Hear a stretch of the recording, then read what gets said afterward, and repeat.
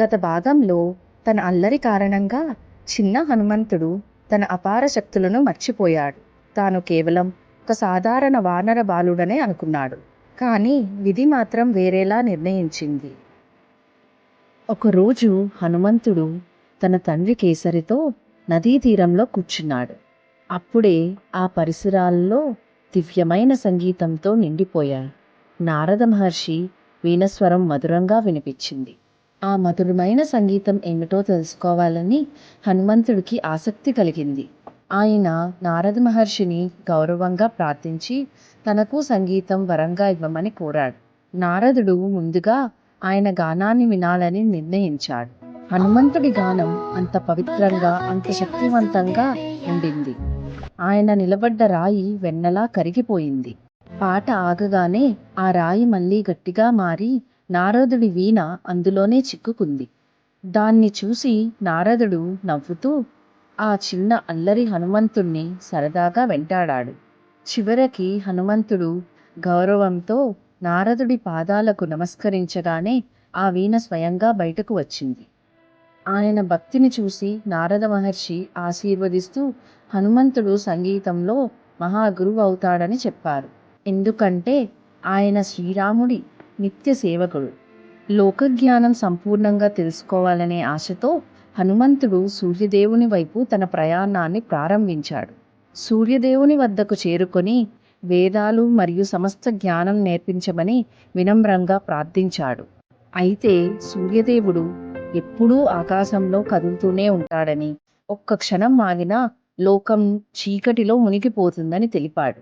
దానికి హనుమంతుడు వెనుకడుగు వెయ్యలేదు. సూర్యదేవునితో పాటు కదులుతూ నేర్చుకుంటానని సంకల్పించాడు.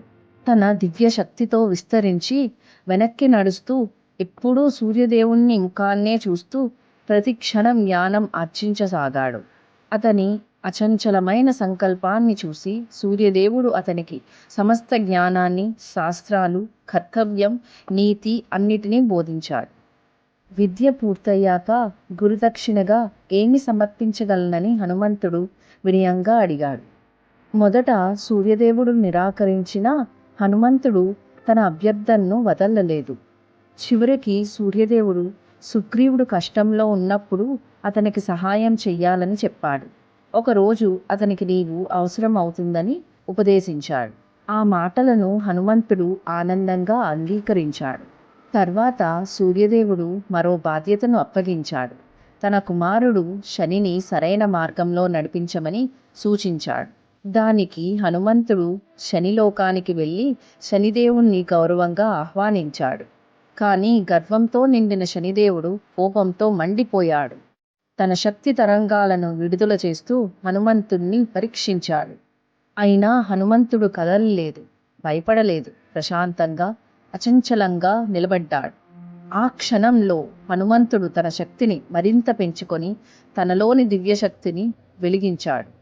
విస్తరించిన హనుమంతుడు శనిని తన శక్తితో అదుపులోకి తీసుకున్నాడు. అప్పుడు శనిదేవుడు తన తప్పును గ్రహించి హనుమంతుణ్ణి క్షమించమని ప్రార్థించాడు. ఇకపై ఆయన భక్తులను ఎప్పటికీ బాధించనని మాటిచ్చాడు.